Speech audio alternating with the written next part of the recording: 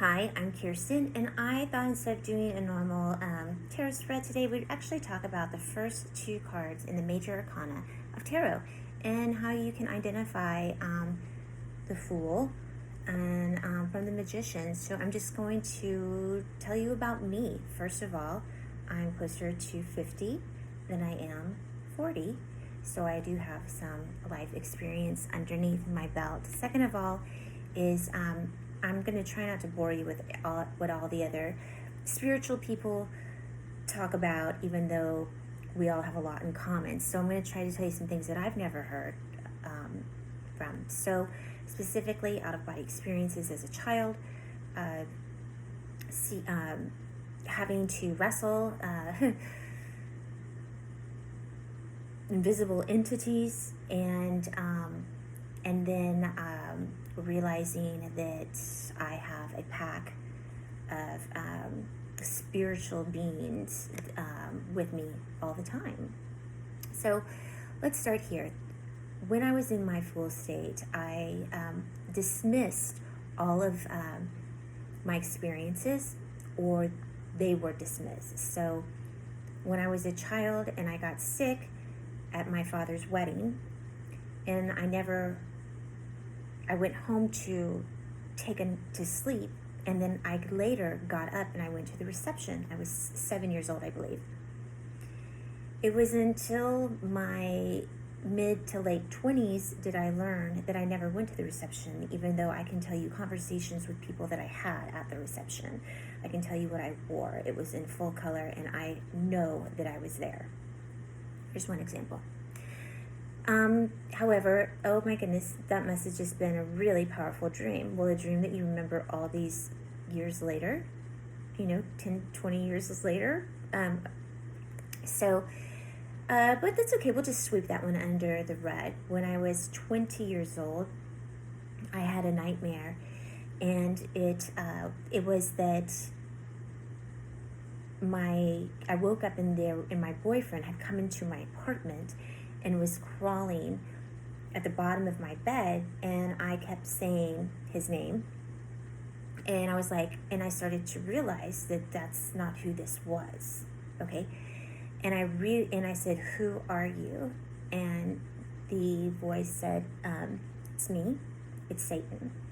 And then I had to wrestle this, which I never actually saw what it looked like, aside from just the lump under the sheets, out of my bedroom, and throw it down the stairs of my apartment complex. I lived on the third floor, and there was one apartment. The apartments are stacked up on top of each other, so there was no apartment beside me. That third staircase only led to one apartment, and that was mine. So I woke up, or I came to, or came back into reality, however you want to say it, and I was sitting on my bed, and I was exhausted and sweaty. My heart was beating ridiculously, and my sheets were completely torn off of my bed. There was items there's dishevelement in my bedroom. I kind of got myself together, and I was always, whenever I get scared, I put on music, and so that's what I did. And to make things better, needless to say, as I was rummaging around, and it was a while later, I noticed that my front door was actually open. So that was chalked up to something crazy. I must have not remembered going outside and not shutting the door all the way. It's just a bad dream. What else could it be? That type of stuff. So fast forward, I'm 27. It's my 27th birthday, and I meet my first husband. And I met him at a Toby Keith concert behind stage. And so the reason that I'm calling out Toby Keith is because you have to think about the type of people who go to Toby Keith concerts, especially men, especially my first husband, who was from Oklahoma, who boots and hats and guns and knives and that type of person, okay? And so anyways, we started dating. We wound up traveling to Florida to visit a family member. And we were staying in 2 different rooms. And I woke up in the middle of the night and I was paralyzed with fear. But I was awake. And I was sleeping on my side and I was turned away from the door. Okay, and so it's pitch black and I am absolutely frightened to death. And so finally I say, "Are you there?" out loud. And I hear, "I am." And it was my boyfriend at the time, soon to be husband's voice. And I put my hand on my chest and I turn over and I'm telling him, "Oh my gosh, I just have so much anxiety. Are you okay?" And by the time I turn over, I'm looking right at him and he is not okay. This man is not okay.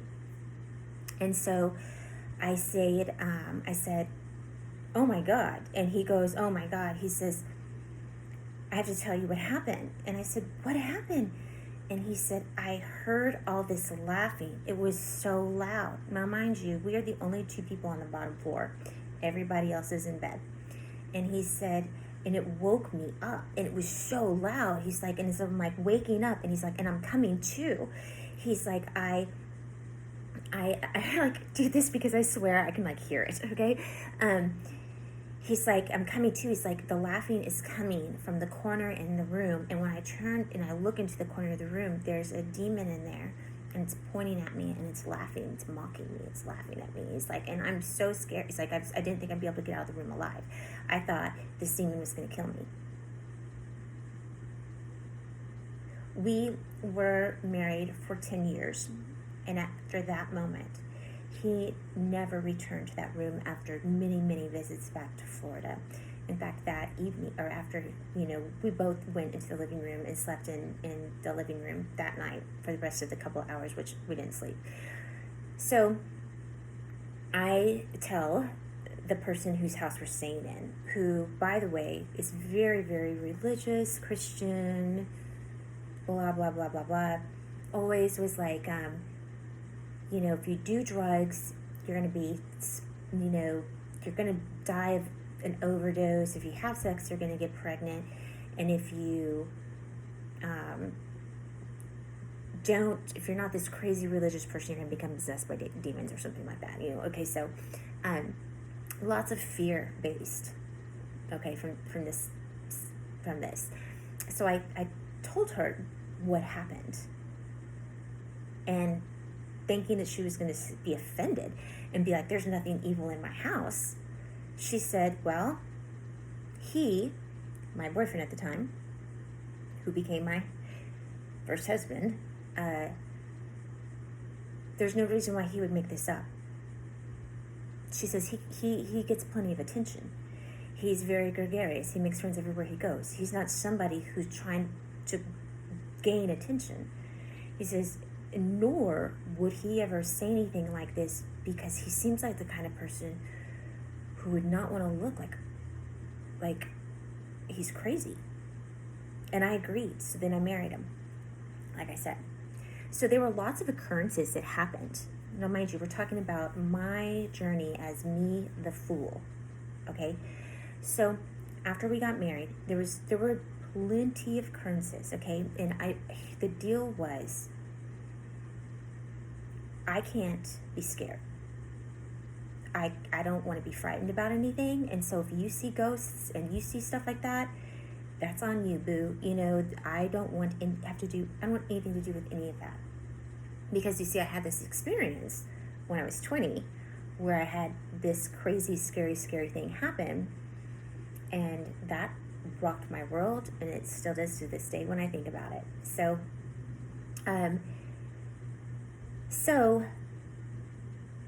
lots of orbs at night. He'd see lots of lights. I never saw anything. I was like, "Don't wake me up over an orb." On our 1 year anniversary, he, I woke up and I was like, I wonder why I'm awake. And I was like, I must have to go to the bathroom. And so on my side of the bed was where the bathroom was. And so I just slid off the bed and I took a couple of steps towards the bathroom because the bathroom was right there. We lived in this really small place, really small. And so and I just stopped and I turned around and I came back to bed. And I'm just laying there and I could just feel the anxiety. And finally I said, are you awake? And he's like, yeah. And I'm like, oh my gosh, I have so much anxiety. Are you okay? And he goes, no. And I'm like, what? And he jumps up and he flips the light on. He goes, no. He says, I woke up and I was trying to see what time it was. Now, this is in 2005. So this is when everybody had a clock radio in their room that had the red lights on it, and you had to push the top of it to make the alarm go off. Okay, that's what we're talking about. Okay, so we have one of those in the room. So he says, I woke up and I didn't know what time it was. He was laying on his side facing the door, and on that wall was, so here's the door, okay, and on the wall here was this humongous mirror, and then here, our bed was here, so the foot of our bed was here, and right here in front of the bed was where the TV was, and the nightstand thing, or the stand that the TV sat on, and that's where that clock was. And then over here was my side of the bed. Here was the bathroom. Here was the bed, if that makes any sense. I don't know. Anyways, so basically, he's laying on his side facing this door, and he looks into this mirror, and he's trying to see, because the clock's over there, so he doesn't have to turn around. He can just catch the reflection. And he can't make out what time it is. And he's waking up more and more and more, because now he's he needs to be able to see what time it is. And he's straightening. And that's when he realized, because he can see the red glow, and so that's when he realizes that there's a woman standing at the end of our bed, and the light is coming up around her, and she's obstructing the view. And so he sees this in the mirror, that she's standing there, and at that point she turns and she looks into the mirror, and they lock eyes, and she is visually mad, and she turns around and she walks off and disappears into the bathroom. And seconds later, I'm getting up and I'm going to head into the bathroom, and I just don't. I stop and I turn around, and the anxiety started. Examples like that. So, mind you, what is a fool? At this point in the story, it's me. I am still the fool, okay? So, we were in divorce court on our 10-year anniversary, okay? About 7 years after we are divorced, we have children together. We have 2 children, and it was the first time ever that I had spent any time around him. And he came over and he hung out at our house. Me and the kids, I was a single mom at the time with 2 kids, 2 years apart. And he came over and he was going to spend, he lives an hour or 2 away. And he was going to stay on this side of town and stay at his parents' house, who were out of town. And he was going to keep the kids there and just kind of go back and forth and do things, whatever. So we spent the first day playing Xbox at my house with both my kids. And I was there, and it was a great time. And it was such a great time. And so unusual. Okay, mind you, this is my ex-husband of 7 years. But anyways, he said, hey, how about if I grill some dinner? Would you be up for that? And I was like, sure. But I'm vegan now. And he's like, what? And I'm like, yeah. He's like, well, do you eat salmon? And I was like, no. And he's like, well, what do the kids eat? I'm like, they can eat whatever they want. So if you want to grab something to grill, just realize I'm not eating that. But I'm not the vegan police, and my children are not vegan. That is a decision that I had made a couple of years earlier that had such a profound difference instantly in my reality that I did not sway from it ever at this point. Okay, so he was like, so I can go and get some steaks or whatever. Absolutely, not a big deal. I am not the vegan police.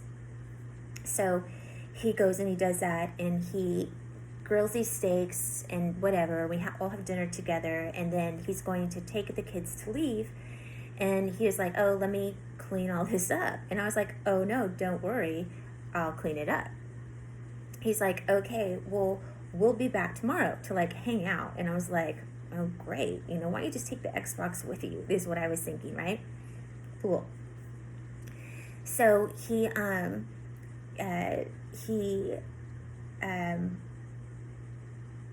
they left, and when he got back to my house the next day to pick up the Xbox, now he's calling me saying, we're going to come and pick the Xbox up.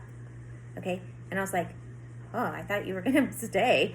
Okay. And he came in, and he was a mess. And he said, there's something in my parents' house. There's something in my parents' house, and it kept me up all night long. And I had to go sleep on the couch. I couldn't even be back there in their room. And I was like, now that's interesting. I've not heard any stories since we got divorced of his hauntings by any means.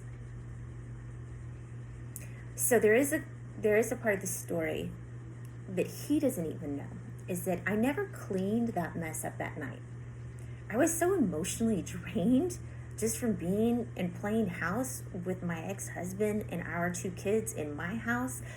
And I was just like, I'll just clean it tomorrow. It was nothing more than that needed to be cleaned up was just a cutting board and a knife. And on the cutting board, there was, like some, I don't know if I say blood or whatever, but like meat stuff, So anyways, what he doesn't know is that when I woke up, there were like, I don't know, I only see these types of ants like in the forest, the great big humongous black ants that are like, I swear they're like an inch long, if not bigger. And they were all over the cutting board where like the blood, because he eats steaks rare, was all over the knife and all over a towel that had like cleaned like juices up. I do not have an ant problem, and I never have had an ant problem, and I've never seen ants like this outside of the forest. Cool. This is me, my story of when I was a fool. So I just looked at him, and he, as quick as he came in and told me that the hauntings, he was haunted, that he and the kids left, and then he says, okay, I'm going to be back around tomorrow, in the, late morning, and to bring the kids back, because he had to get back on his side of the town. And I was like, okay. At 7 o'clock in the morning, the next morning, he's at my door with my kids, which is really early. I was thinking like 10:30, 11, 12, something like that. And he comes through bringing all of their stuff in, and he says, it is you. I have not seen he says spook. Okay, he says, I have not seen a spook since we were married. And for the last 2 nights, I've been chased and haunted by them. It's you. It is you. And me, the fool, is like this. Does my angelicness bring out your demons? Make your demons uncomfortable? The fool. So shortly after that, when I went vegan, it kind of like unclogged arteries, probably literally, but right away, I'd always battle just with unhappiness, just with some slight, I don't know, it just, like, what am I doing here? Like, I'm doing everything you're supposed to do, and this is the most unfulfilling life that I've ever had. I mean, I've got amazing kids. I have a great home. I have the same kind of challenges as everybody else, but everybody else, it seems like they're so much more content when we all have the same stuff. I went vegan. I completely stopped eating animal products, including dairy, at 3 o'clock one day. I don't remember what day it was, several years ago. And the next morning that I woke up to get my kids ready for school, let's say 5:36 in the morning, I sprung out of bed and could not believe how amazing I felt. It's like I lived in a fog, and all of a sudden it wasn't foggy, but I was happy. And I didn't even know how that was possible. And every hour that I stayed away from, now mind you, I was eating eggs and bacon every morning. That's how I rolled. I ate fish usually for lunch, and then for dinner again, I would have chicken or whatever. I was a high protein kind of girl. Everything started to change. My happiness especially, which naturally started to raise my vibration, which I had not dated in a very long time, made me want to start dating people, which led me to looking at more inspirational things and listening to more inspirational things. Okay, this is now the full awakening. That's where this is. And so I was dating this man, and I started listening to people on YouTube and all this kind of stuff about manifestation and affirmations and all this kind of stuff like that. And I was like, I've got nothing left to lose. And I'm actually pretty excited about life for absolutely no reason. It's just that I put down, like, the steak knife. And I was like, I wonder if all this spirituality mumbo jumbo is even real. And since I have nothing to lose because I don't really have any friends and I'm not really dating anybody, if I look like a weirdo, it doesn't matter. So I was like, okay, well, if the spiritual world is real and it's right here, show me. I'm open to it. So I learned to listen to the high frequency music, and so I dialed into that a little bit, dabbled with a little meditation, and I was like, that's kind of hard, well, I say that, it's like, it's not, okay, and you should do it. So then I met this, then tarot or something started coming up, and I'd always loved things in divination, but I was always told that they're just coincidences, and whatever. And so something really amazing happened is I Googled like best tarot readers on Google, and they came up, and so I was listening to one of them, and he said, you're gonna meet somebody and you're gonna really like them, and they like live or work around you, or maybe they've been in your house, or maybe like, I don't know, like maybe they built your house, but they're like right around you and you're never gonna see this coming, and the crazy thing is you're gonna actually like him. And I'm like, that's not gonna happen, okay, because I would have to meet somebody literally who like lived or worked right around me, because I was the kind of person who was like, I'm not even going to go to like the 4-way stop to meet anybody. I just was pretty much done with relationships, and especially traveling for them or going beyond a 2-mile radius. That's just the way that I am, the way that I was. So I was like, that's crazy. But all these other tarot readers were like, or just things, or whatever. And so it was like, just walk around and be open to spirituality. And I was like, okay, but I don't want to see any scary shit. So I started dating this person who, by the way, sent me a message and said, oh my gosh, I think we're neighbors. Okay, this is 11 or 12 days after this online YouTube tarot reading for all the Leos out there. And so he says, oh my gosh, I think that we're neighbors. You live in Panorama. I live in Old Oaks. And so these two subdivisions are across from the highway from each other. And my response back was, oh, well, no, I can meet you at the mailbox, actually. I live there as well. Okay, so they started paying a little bit more attention to tarot and taking things a little seriously. So anyway, so this guy, he wound up buying me this like really expensive pair of sunglasses with actual glass lenses that were polarized so that you could like see through water and all that kind of stuff. And so I remember when I first got them, I was doing the meditating and listening to the 999 music and all that kind of stuff. And it didn't matter. I was just in so much of a better mood. Life was just really good. I was not taking anything serious, like all of my electrical problems that were starting to happen, or the fact that my house was starting to grow really, really loud. Like, shh, could you keep it down, electricity? Like, the electricity just buzzing through it was so loud. But I was like, oh, isn't that funny? That must be the spiritual world, because I've never actually paid attention to it. And the fool in me was saying, you've never paid attention to how loud your electricity was, okay? That's what the fool was saying. Instead of, you've never been in tune to hear the electricity. You never had the frequency, been on the frequency to be able to hear the electricity buzzing through the house and how loud it actually is. I wasn't on the frequency that I could hear lights being turned on and off, like, okay?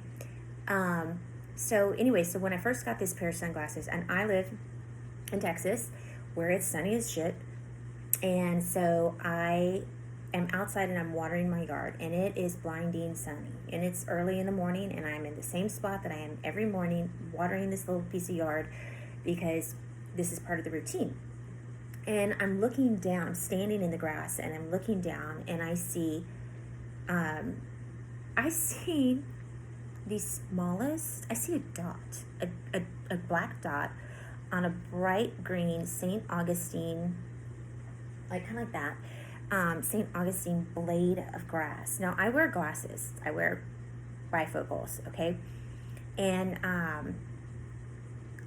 contacts, by the way, okay? So I'm looking down and I'm seeing this, and I'm like, oh my gosh, that is the eyeball of a grasshopper, the smallest grasshopper ever. And I was like, holy shit, these sunglasses that this guy I started dating, who lives in my neighborhood, who the YouTube tarot reader said that I was going to fall in love with, and this is the one, these sunglasses that he bought me are the fucking bomb. So I turn off the sprinkler, and I got all the way down in the grass, and it was exactly what it was, and it was absolutely amazing. I mean, it was smaller than my fingernail, and I was really just blown away. And when I walked inside, is when I took my hat off, is when I realized I didn't even have my glasses on.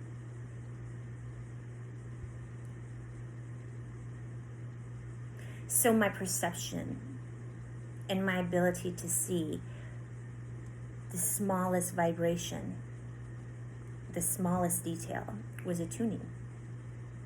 Okay? Then things started happening where, so now I'm kind of having fun with this, and so now I'm kind of looking into some more things and doing some more meditations, a little bit more guided, or whatever. I'm going to tell you some things, is that this journey, when it starts, it is confusing, it's a little bit embarrassing, but it is a ball. As long as you don't, anyways, it's a lot of fun, okay? So when you start as the Fool, which is basically this asleep in your life, like you have all these paranormal experiences, all of these different things that are going on because you're not on the frequency to see them, to hear them, to touch them, to smell them, to taste them. You're oblivious. It's like you really are a fool. Like you're just oblivious to everything around you. But the journey begins when you get that small, you hear things differently, you see things differently. It means something to you. It means something. It resonates. Okay? And then all of a sudden, you can start talking. And I did it like as a joke because I didn't really think anything would work. Like, okay, well, show me something magical.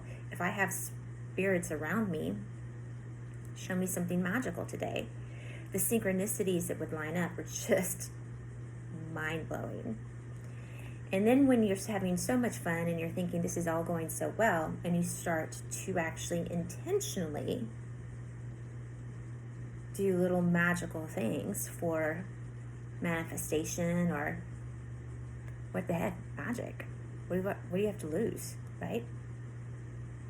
And things start happening. You cast a spell, and the return is as you cast for. That's when things really begin to change. And that is the transition from the Fool to the Magician. The Magician is when the lights go on and you are now attuning yourself to a higher frequency, to a higher vibration, which means you can hear the slightest changes in frequency. You can feel the slightest change in vibration. When you start to accept things as they are without needing an explanation. And when you start being a person who lives in a weird world to a person who starts to understand that there is a science to this world, you have to know how to attune yourself to manipulate those things, that everything really is energy, that the air signs, fire signs, water signs, earth signs dominate absolutely everything that we do. That is when you have transitioned into the Magician mode, and this is where you start creating your own reality in your own life. And this is where it gets to be a lot of fun. This is also a very humbling spot because this makes you also realize that you've been creating your entire life. You have either been created by other people, having to live underneath their rules, their dogma, their thoughts, their religion, all this kind of stuff. They controlled your brain. When you're not in charge of your mind, you're a fool. When you have to live underneath everybody's thoughts and opinions of you, you are the fool. When you take back over yourself and you get to know thyself and the power that you have within, that's when life changes. A part of the responsibility of this position is understanding that you're responsible for everything that has happened up until this point too, even though you didn't know what you were doing. So that is the transition, and how my kind of life experience was when I was the Fool. And then as I unclogged all of those, let's say, arteries, because I'm just using, and got the juices flowing, the senses flowing. And it happens for people in many different ways. Most people, spiritual people, I really don't know. I'm only vegan, and for some reason, that was that first push, I really believe, because it something about it made me happy, and I started to let my guard down. This is very guarded. This is open with boundaries. This is guarded. This is ghosts don't exist. UFOs don't exist. Bigfoot doesn't exist. That's what this is. This is, I can see UFOs. I believe in Bigfoot because I believe in all things. Because of anything, I believe in myself. And if I believe in myself, then you believe in yourself. And that means that you are also the creator of your life, and you are the creator of all things. And you know what? If that's true for me, and that's true for you, then that's true for the next person. And that's true for the next person, and that's true for the next person. And so when you start to understand and live more authentically and appreciate others who do as well, when somebody says they saw Bigfoot, you're like, what was he like? You know? So if you enjoyed this and you would like more stories, I am going to start doing tarot again. I've had a really crazy couple of times. So, let me just also tell you is that what happened to the guy who got me the sunglasses that the tarot reader said that I was going to meet is he did live in my neighborhood, and I am married to him. Something to it. So if you liked this, leave me a comment. I can go through more. I just thought this was so interesting and something that y'all would benefit from, because it's like, don't be upset if you, when you realize that you're here and this is where you started, or if you are right here, this is where it all begins. You cannot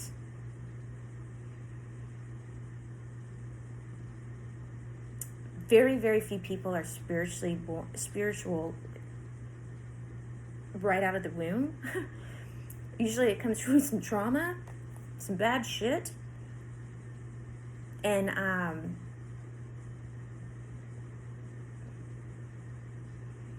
if you can relate to that, we can talk more about it. Just leave me a line and I can tell you that, like I said, I listened to the, high frequency and, whatever I did.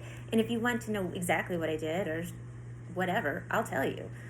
So, I hope you enjoyed this. And I hope this is, like calling all fools. It's kind of exciting. The next major arcana card, in case we didn't go over this, but tarot is the spiritual journey of man. This is the first card. This is the second card. The third card is the High Priestess. High Priestess is a feminine energy that's really interesting. She has knowledge of the underworld. And she doesn't talk. So, if you want to know more about her, and the card after that is the Empress, which is Mother Earth, Gaia, again. So anyways, the other thing that I was going to let you know is regarding my first husband, is that I think that he was right. Is that the demons and the ghosts that he was always seeing, they were with me, and they were mine, and I now know who they are, and they are always here. Some may call them spirit guides, some may call them guardians. I call them guardians, and I call them guides. I do not call them angels. I have called on angels, and never once has an angel shown up.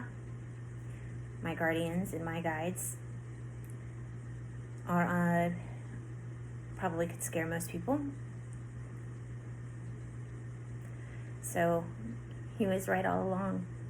Anyways, want more information, let me know.